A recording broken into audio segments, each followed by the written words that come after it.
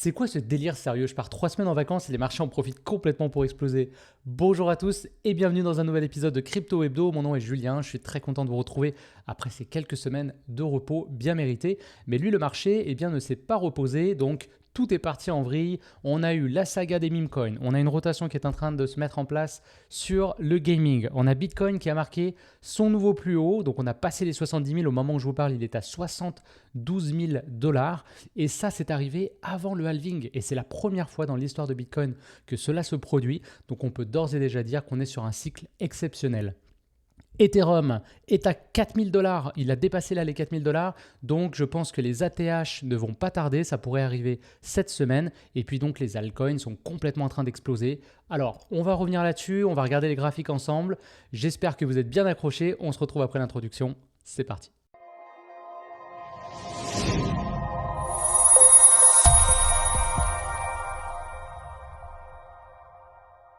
Ah, ça m'avait manqué. Alors, on se retrouve sur le graphique du Bitcoin contre le dollar américain en weekly. Et comme vous voyez, on est en ce moment à 72 000 dollars américains. Alors, on va revenir un petit peu sur ce qui s'est passé. La dernière vidéo que j'avais fait, c'était le lundi 12 février. Donc, ça se passait ici.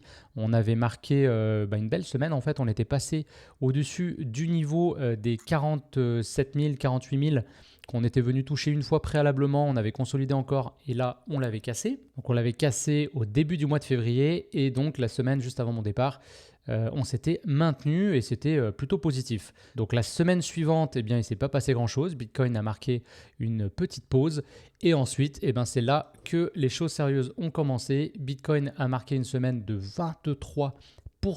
Il est venu tout proche de son ATH, donc l'ATH était quand même enregistré de mémoire à 69 000. La semaine suivante, on a eu une petite correction. Alors non, en fait, de mémoire, on va aller voir en journalier. Comment ça s'est passé? C'est qu'on l'a touché et ensuite on a complètement réintégré directement. Donc là, il y a eu énormément de ventes, clairement. Je pense qu'il y a des gens qui avaient mis des ordres sur la TH. Et puis, depuis, on continue d'augmenter tranquillement. Donc là, on marque 1, 2, 3, 4, 5, 6 jours verts consécutifs. Alors, on va voir comment la journée termine. Mais pour l'instant, 6 jours verts consécutifs. Et puis là, ça y est, l'ATH, on voit qu'il a été travaillé ici et on vient de le casser clairement et franchement. Donc on est à 72 000 comme je le disais. Donc c'est assez exceptionnel ce qui se passe parce que comme vous voyez ici, donc sur mon graphique, j'ai marqué les différents halvings et puis l'halving, prochain halving qui arrive, le quatrième, il s'est toujours pas produit. Donc il devrait arriver a priori au courant du mois d'avril, donc dans à peu près 30 jours de mémoire. Et ça, c'est assez exceptionnel parce que, comme vous voyez ici, on a dépassé les ATH toujours. Si je prends ce cycle-là, par exemple, mais c'était la même chose avant. On va se mettre en logarithme parce que là, c'est un petit peu difficile à voir. Donc, j'étais en linéaire. Voilà. Donc, en logarithme, on voit que c'est seulement après le halving qu'on a pu s'affranchir de l'ATH ici, par exemple, qui était aux 20 000 dollars. Donc, ensuite, on les a cassés. Et là, on voit qu'on est déjà au-dessus alors que le halving n'a toujours pas eu lieu. C'était la même chose ici. On avait cassé l'ATH seulement après le halving. Donc, c'est vraiment exceptionnel. Honnêtement, à ce point-ci, il n'y a personne qui sait ce qui va se passer. Plusieurs hypothèses sont à retenir. Une notamment qui m'a été émise par Raphaël. Donc, j'ai eu la chance d'interviewer Raphaël hier. Donc l'épisode sera diffusé la semaine prochaine si j'ai le temps de faire le montage. Et lui avait une hypothèse assez intéressante et il disait que possiblement, ça pourrait être le dernier cycle sur Bitcoin, c'est-à-dire qu'on aurait tout simplement une appréciation de l'actif qui va monter jusqu'à arriver à un certain plateau. Alors on ne sait pas à combien. Est-ce que ça sera 150 000, 200 000, 300 000? On ne le sait pas. Mais à ce moment-là, une des hypothèses que lui énonçait, c'est qu'il y avait maintenant beaucoup plus de liquidités qu'il n'y en a jamais eu dans Bitcoin. Et c'est sûr que les fonds de gestion, on sait que BlackRock, par exemple, a accumulé plus de Bitcoin que Michael Saylor en seulement 30 jours. Alors que Michael Saylor est connu pour être le pape du Bitcoin et ça fait déjà très longtemps qu'il DCA et puis on s'entend qu'il a quand même des fonds. Donc c'est le CEO de MicroStrategy. C'est quand même assez exceptionnel ce qui est en train de se passer. BlackRock n'est pas tout seul, il y a d'autres fonds qui sont en train d'investir lourdement. Et d'ailleurs, on le voit parce qu'on a très très peu de retraces pour l'instant sur ce bull run. Si on regarde historiquement, donc par exemple ce bull run-là, on avait quand même des retraces significatives. Bon, là, c'était 12%, c'était pas énorme. Si on regarde celle-ci, on part du plus haut. Voilà, c'était une baisse de 30-31%. Donc, selon les cycles, on voit qu'effectivement, la volatilité, elle se réduit, hein, c'est normal. Donc, par exemple, il y a 2 cycles, c'était pas rare de faire des corrections de 40%. Le cycle dernier, on en a fait un petit peu moins, mais malgré tout, on a eu quand même des corrections importantes. Et là, pour l'instant, les corrections sont complètement avalées. Et ça, je pense que c'est parce qu'il y a tellement de liquidités à rentrer sur Bitcoin que, en fait, les fonds de gestion, eux, ils ont des algorithmes. Si le prix il drop d'un certain niveau, selon moi, ils doivent dire c'est un bon moment, on achète, vu qu'eux, ils ne sont pas là pour faire du trading comme nous, on peut faire parfois en tant que retail investor. Eux, ils sont là a priori pour du long terme. Ils veulent accumuler du Bitcoin pour leurs clients. Hein, c'est vraiment l'objectif de l'ETF. Et donc, on peut imaginer que on n'aura peut-être plus la même volatilité sur Bitcoin suite à ça et qu'on va avoir un Bitcoin qui va continuer de s'apprécier jusqu'à trouver finalement une valeur d'équilibre. Alors ça ne veut pas dire qu'il n'y aura plus jamais de marché baissier, hein. Bien évidemment, tous les actifs ont des marchés haussiers et des marchés baissiers, mais peut-être qu'on va perdre la cyclicité qu'on avait avec Bitcoin. Donc je suis très curieux de voir quel impact aura le halving. Selon moi, il est déjà pricé. Donc possiblement, moi je m'attends à une correction, et là ça vient défaire tout ce que je vous ai dit avant, mais je pense qu'à un moment on aura quand même une correction, et à mon avis ça pourrait arriver aux alentours du halving. Donc on va surveiller ça, et à ce moment-là je vous dirais que alors, il y a encore certains indicateurs qui me font penser que le bull run, le gros du bull run est quand même en avant de nous. Donc, ça ne veut pas dire qu'il faut prendre tous ses profits. Mais par contre, je vous encourage quand même à être vigilant là-dessus, à pas complètement perdre la tête. J'espère que vous avez suivi le conseil que je vous ai donné il y a déjà plusieurs mois d'écrire vos objectifs sur le papier maintenant que vous avez la tête froide. Alors c'est normal de réévaluer sa stratégie parce que là il se passe plein de choses qu'on n'avait pas prévues et donc du coup forcément vous devez vous ajuster, hein. C'est ça notre force à nous aussi de petits retail investors, c'est qu'on est beaucoup plus flexible que les fonds de gestion qui eux ont des programmes qu'ils doivent respecter à la lettre, ils ont des actionnaires, ils ne peuvent pas faire comme nous, rentrer et sortir sur le marché comme ça. Donc c'est un de nos avantages, il faut l'utiliser. Malgré tout, il faut avoir des objectifs qui soient clairs et précis. Et quand vous arrivez à un niveau, parce que là, si vous me suivez depuis le début de la chaîne, normalement, si tout va bien, vous devez être assis sur un x10 assez facilement. Là, il y a le 20x Challenge. On va faire une vidéo avec Flo pour remettre à jour. Mais je suis plus très loin du 20x et on l'a commencé seulement au mois de décembre. Donc, il y a pas mal de choses là qui sont en train de se passer. Les marchés s'apprécient énormément. On a vu des alts qui sont déjà partis alors que la alt season n'est même pas encore commencée. Donc je pense que ça va continuer. Alors prenez des profits, soyez raisonnable et surtout si vous commencez à gagner de l'argent qui pourrait changer votre vie, hein, ce qu'on appelle du life changing money, s'il vous plaît, soyez raisonnable, sortez cet argent, thésaurisez comme on dit et ça va vous permettre à la limite, si jamais on a une correction et vous voyez un nouveau potentiel, pourquoi pas de réouvrir des petites lignes, mais ne remettez pas tous vos profits parce qu'à ce moment-là, c'est dommage. Et si le bull run, finalement, ça c'était moi une des hypothèses que j'avais mis il y a longtemps, qu'on aurait un bull run éclair qui serait fini peut-être, j'en sais rien, moi, au milieu de l'année de cette année. Et puis après ça, on serait juste sur une baisse. À ce moment-là, vous ne vous serez pas fait prendre de court et vous aurez sorti des profits et votre vie, comme on disait tout à l'heure, aura changé parce que vous aurez maintenant une trésorerie qui va pouvoir vous permettre d'avoir un beau patrimoine et d'investir peut-être dans la finance traditionnelle. C'est un peu l'objectif. Moi, je vois plein de crypto, on est tous crypto-fans pendant les bull runs, mais en vérité, j'en vois beaucoup qui parlent éventuellement de sortir des profits de ce cycle-là pour investir dans la finance traditionnelle. Je pense qu'on est tous conscients que la crypto c'est le futur. Moi j'y crois, je suis investi à 100% dans la crypto. C'est pas un conseil à l'investissement, je n'en donne pas, mais c'est pour vous dire que j'y crois fortement. Malgré tout, on reste quand même sur un marché qui est très atypique, qui est très volatile. Il se passe tellement de choses. Là, des fois, je pense à des choses, j'ai l'impression que c'était il y a 6 mois, alors que c'était il y a 3 semaines. C'est éprouvant, en fait, de trader la crypto. Alors, c'est très rémunérateur quand ça marche. Mais je pense qu'à un moment donné, il faut savoir aussi se calmer, sortir des profits et investir dans la finance traditionnelle aussi, une bonne partie pour se permettre et c'est l'objectif quand même de tout ça, de préparer sa retraite, d'améliorer son style de vie tout simplement. Voilà, donc là c'était la grande parenthèse par rapport à toute la psychologie du marché. Parce que vraiment là, c'est palpable, le FOMO est incroyable. Je crois qu'on est à 90 sur 100 au niveau du grid index. Donc c'est sûr qu'historiquement, quand on est dans ces zones-là, eh bien, il y a des prises de profit. Mais là, en même temps, au moment où je vous parle, eh ben, Bitcoin a bien pété son ATH. Ethereum, on va aller jeter un petit coup d'œil. Je vais me remettre en weekly. Hop, vous voyez aussi Ethereum, c'est vénère, hein. D'ailleurs, Ethereum, plus personne n'y croyait. Il ne se passait pas grand-chose. Solana était parti bien avant Ethereum. Et là, il a quand même marqué 80%, quoi. 80% en 1, 2, 3, 4, 5 semaines, quoi, hein, un peu plus qu'un mois. On voit que l'ATH de l'Ethereum est à 4 950 $. Donc là, on rentre dans une zone de prise de profit. Mais à mon avis, alors on va peut-être un peu consolider. Mais je ne serais vraiment pas surpris qu'on parte directement en ligne droite là-dessus.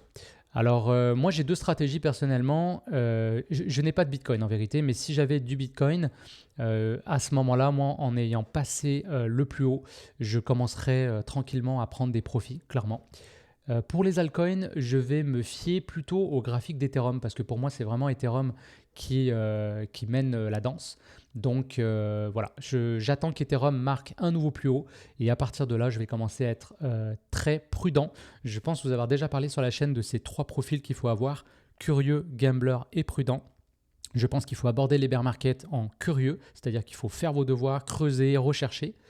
Ensuite, pendant le début, le pré-bull run et tout le début du bull run, il vaut mieux être gambler. Pourquoi ? Parce que c'est un bon moment pour l'être, parce que le plus beau est à venir et même si on se trompe, parce qu'on ne peut pas avoir raison à tous les coups, malgré tout, on perd assez peu parce que le décalage entre le risque et le profit est tellement grand que vous pouvez facilement rattraper des erreurs et vous pouvez faire des super bons coups. Quand ensuite, eh bien, on va passer dans la dernière phase du bull run, la partie la plus euphorique, eh bien, c'est là que souvent les gens deviennent gamblers et c'est le pire moment pour l'être. Je vous parle d'expérience, c'est ce que j'ai fait le dernier cycle et ça m'a coûté tout ce que j'avais gagné et même plus ma mise de départ.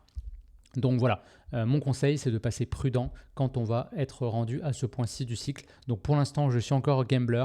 Dès qu'on va avoir passé les 4900, on va dire, qu'on aura un Ethereum à 5000 $ par exemple, là, je vais commencer sérieusement à être prudent et à être très agressif sur ma prise de profit. Voilà, donc ça fait le tour quand même pour Bitcoin, Ethereum. Si on va voir le total market cap, eh bien voilà, hein, ça explose. Donc là, c'est celui qui exclut Bitcoin. Si on regarde celui incluant Bitcoin, ben voilà, on est quasiment de retour ici. C'est assez impressionnant. Je voulais vous parler des meme coins. Alors les meme coins, eh bien, ils sont partis en vrille complètement et notamment PP. Voilà, le graphique parle de lui-même. Alors ça, c'est pendant que j'étais en Espagne. Donc si on regarde, on a un PP qui a fait une semaine tranquillou à 334% et il a continué. On est actuellement assis là sur un profit de 560% si on était rentré là, en mi-février. Alors, j'ai tradé un petit peu les meme coins et pour vous dire à quel point j'ai fait une entrée presque parfaite et j'en suis très fier, je suis rentré en fait ici sur la cassure. Alors non, en fait, il y a eu la consolidation le 24 février. Non, c'est ça. Ouais, je suis rentré ici. On a eu une petite consolidation et on a cassé. Donc pour moi, le vrai signal, il se passait ici. Et en à peine quelques heures, en fait en à peine quelques jours, j'ai fait 100% de profit. Là, je suis sorti sur la petite ligne violette que j'ai tracée ici. Et j'étais vraiment content d'avoir fait 100% en si peu de temps. J'avais l'impression d'être le roi du pétrole. Et Pépé m'a donné une bonne leçon, vous voyez, parce que si on regarde même graphiquement, alors je rentre rarement dans le 4 heures, mais je vous le montre. On voit ici, alors la ligne verte pour rappel, c'est l'indicateur super trend. C'est un indicateur qui va prendre en compte la volatilité du mouvement. Alors là, on voit que tranquillement, le mouvement il est en train de s'essouffler, effectivement. Mais à ce point-ci, le mouvement ne montrait pas vraiment qu'il était terminé. On voit qu'on avait encore largement de la marge. Je crois que même en une heure, il n'était même pas venu, voilà, il n'avait même pas cassé ce niveau-là. Donc clairement, quand il y a eu le rebond là, j'aurais dû rester en position au lieu de prendre mes profits. Je sais que je vous ai dit tout à l'heure qu'il fallait prendre des profits, mais en même temps, quand on trade, si on est assis sur une position gagnante, c'est un peu la base pour être rentable sur les marchés, c'est de laisser courir ses gains. Et là, c'est quelque chose que je n'ai pas fait parce que dans ma tête, 100%, avec une journée qui avait fait 60% quand même, hein, donc la fin était assez parabolique. Moi, je m'étais dit, on a tapé le top. Et en fait, Pépé m'a donné cette leçon qui m'a permis par ailleurs de garder et de surfer d'autres positions plus longues. Pour moi, c'est vraiment là que j'ai compris que ok, le bull run est bien enclenché. Et on sait aussi historiquement que les meme coins, donc c'était Dogecoin à l'époque qui jouait ce rôle-là. Là, cette année, ça a été Pepe. On a eu Floki aussi qui est parti complètement en vrille. Shiba, Bonk, etc. Donc tous ces meme coins là ont tendance à lancer la all season parce que ça montre un peu que le retail investor arrive, et le retail investor, voilà, c'est un peu l'héritage de la saga GameStop, hein, pour ceux qui ont suivi. Mais on a vraiment cette idée, un meme stock, c'est quoi? Ou un meme coin, c'est tout simplement un coin qui n'a aucune valeur intrinsèque, c'est pas un utility token, et malgré tout, les gens l'apprécient, l'achètent et décident de le garder. Donc il y a un côté vraiment communauté, et ça c'est très propre au domaine de la crypto. Donc je pense que les hedge funds qui viennent d'arriver ne sont pas du tout habitués à trader avec ce mindset-là, ont peut-être eu quelques surprises aussi. Donc voilà, clairement ça a été assez exceptionnel. On a Shiba aussi qui est bien parti. Alors là vous voyez, hein, des fois on peut avoir des mèches bien violentes quand même, donc attention. Alors là je suis en 1 heure, mais on va retourner en weekly. On va voir ici donc Shiba qui est parti très très fort également. On a eu Floki. Alors Floki, il a même pas l'air de ralentir. C'est une dinguerie. Alors je vous recommande absolument pas de rentrer maintenant sur les meme coins, parce que moi j'ai constaté là une rotation. J'ai l'impression, parce qu'il y a l'IA aussi, on va en parler juste après, mais effectivement, les meme coins ont carrément explosé. Mais en tout cas, j'ai l'impression qu'il y a une rotation qui est en train de s'effectuer entre des profits qui sont pris des meme coins et de l'IA pour aller vers le gaming. On va regarder juste après. Donc voilà, Floki, il a tapé un 649%, tranquillou, en 2 semaines. 2 semaines, 649%, c'est hallucinant. Moi, j'ai surfé Miro beaucoup, donc j'ai eu la chance, merci à Miro, de m'avoir permis de prendre des beaux profits comme ça. Alors, l'IA également a popé. Tao, j'ai l'impression maintenant, c'est lui qui donne le signal, hein, sur toute l'IA. Donc, Tao avait fait quelque chose d'assez exceptionnel déjà en pré-bull run. Et là, on a eu une explosion donc, de render. Ça s'est passé la semaine dernière. Là, on voit aussi, là, ça commence très bien la semaine. On est à 6% déjà. Mais la semaine dernière, on va aller regarder ce qui s'est passé. Alors, on avait eu un dip juste avant, mais mettons à partir de là, on a tapé quand même un 50% sur Render. On a FET aussi, exceptionnel. Alors, FET est une position que j'ai depuis longtemps en portefeuille, donc assez content de voir le résultat. Si on regarde FET, dans les 4 dernières semaines, il a quand même tapé un 337%. Et là, en plus, on est sur un utility token. Alors, moi, j'aime mieux voir des profits comme ça sur des tokens qui ont une utilité. Les meme coins, je pense qu'on peut faire de l'argent. Il ne faut pas être complètement fermé à l'idée. Malgré tout, je me dis toujours quel token je pourrais tenir sans stress psychologique si jamais on avait une forte correction du marché. Avoir de l'IA à ce point-ci du bull run, bon voilà, là ça a fortement augmenté, donc je ne vous dis pas de rentrer en fou sur l'IA. Malgré tout, je pense que c'est un des narratifs qui va vraiment perdurer sur le bull run et même bien après, hein. On sait que l'IA c'est un game changer dans notre industrie. Donc clairement, avoir des bons tokens d'IA comme Render, FetchAI, Agix, Océan, GRT, voilà, ces tokens-là, je suis prêt à vivre un dip de 30-40%.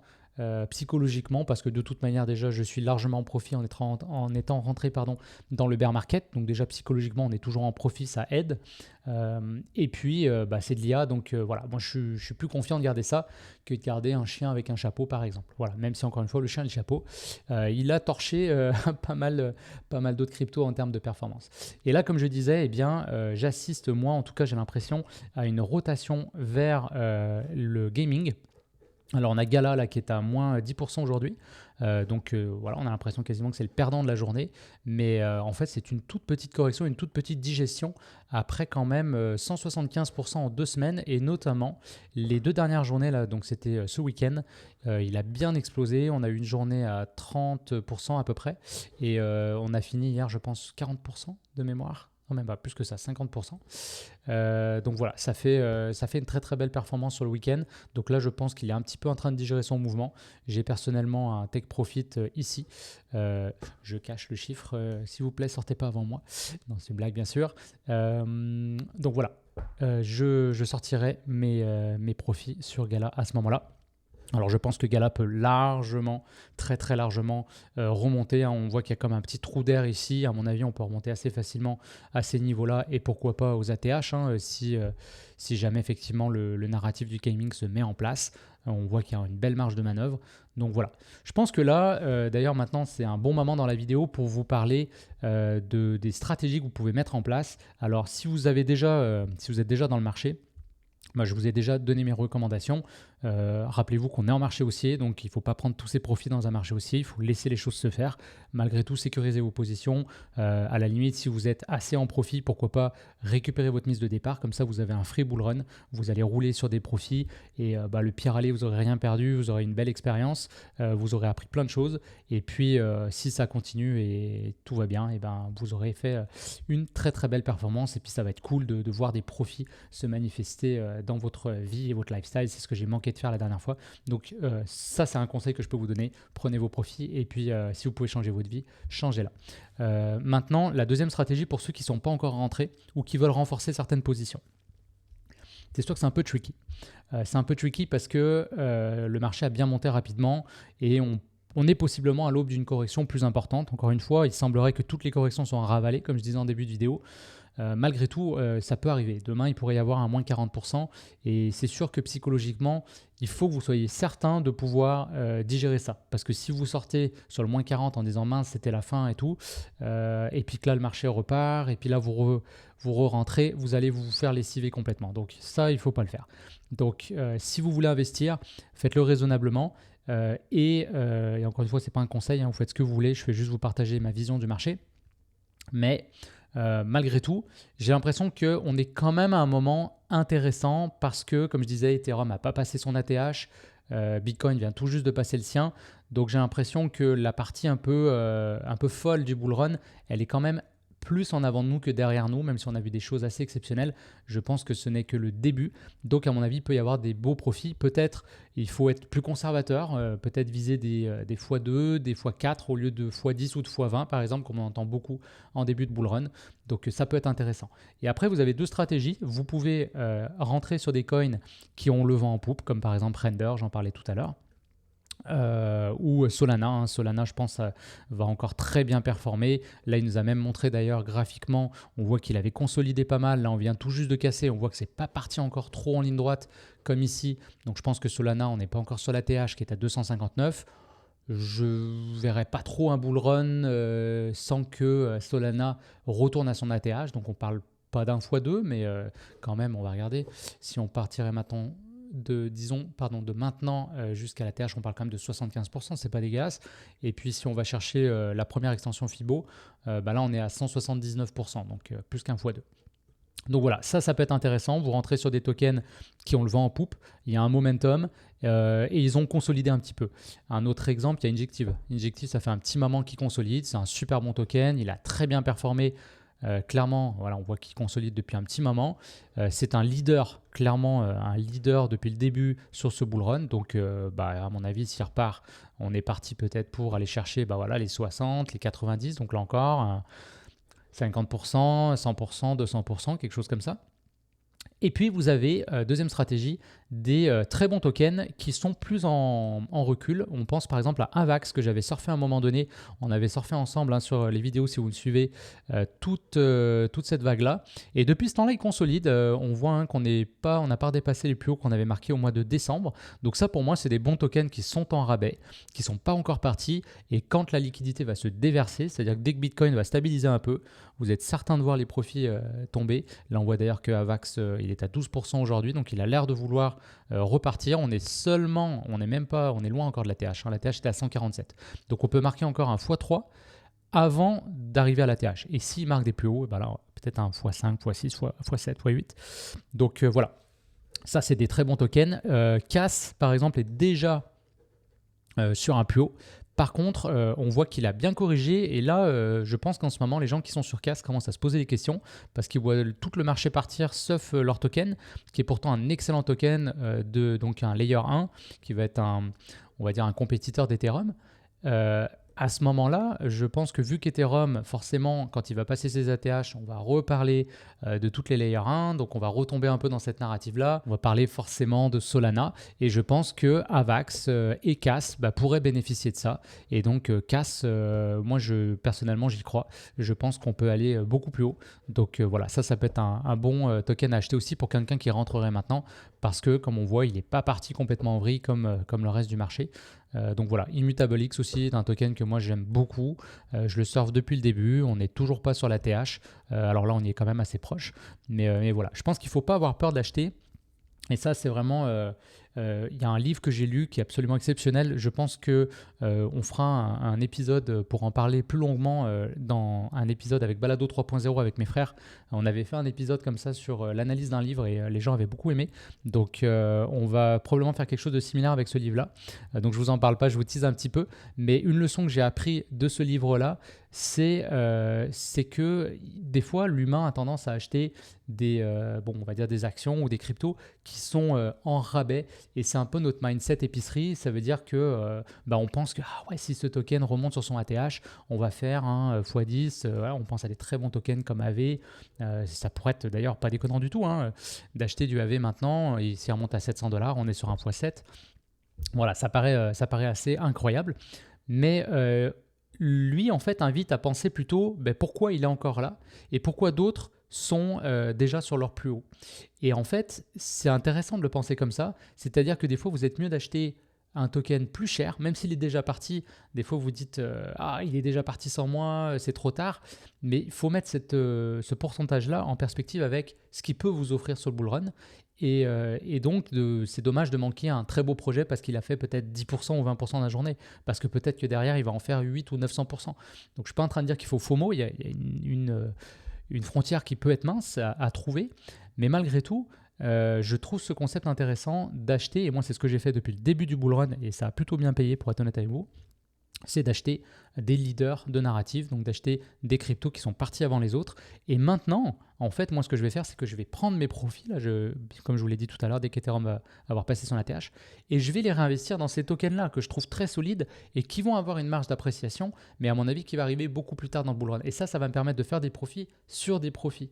Donc quand je vous ai déjà dit que la liquidité, elle va découler de Bitcoin, ensuite Ethereum et ensuite les alts, moi finalement j'ai fait l'inverse.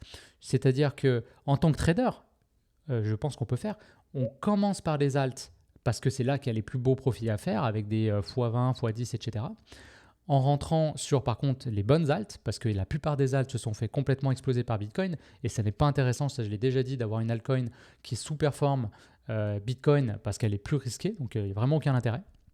Mais malgré tout, si on est capable de détecter les bonnes alts, d'être dessus, on va faire des beaux profits. Et ensuite, notre capital va s'apprécier. Donc, on peut avoir après des problèmes de liquidité potentiellement. Donc, à rentrer dans des projets comme ça qui sont moins capitalisés. Et on va pouvoir remonter tranquillement notre échelle du risque. Donc, on va se dérisquer en allant sur des projets de plus en plus safe et en ayant de plus en plus de liquidité. Donc, plus notre capital grossit, plus on va pouvoir quand même rentrer et sortir sans que ça soit trop difficile.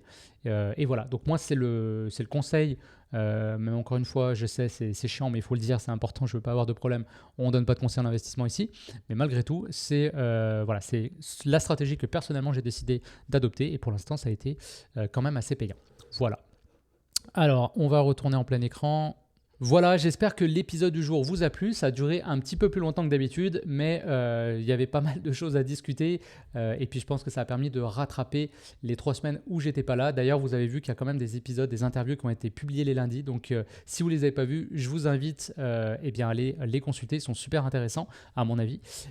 Si vous aimez la chaîne, pensez à vous abonner si ce n'est pas déjà fait, à mettre un like sous la vidéo. Franchement, c'est encourageant. Tous les commentaires, je les lis et j'y réponds. Et puis, vous pouvez me suivre aussi sur X. Les liens sont en description.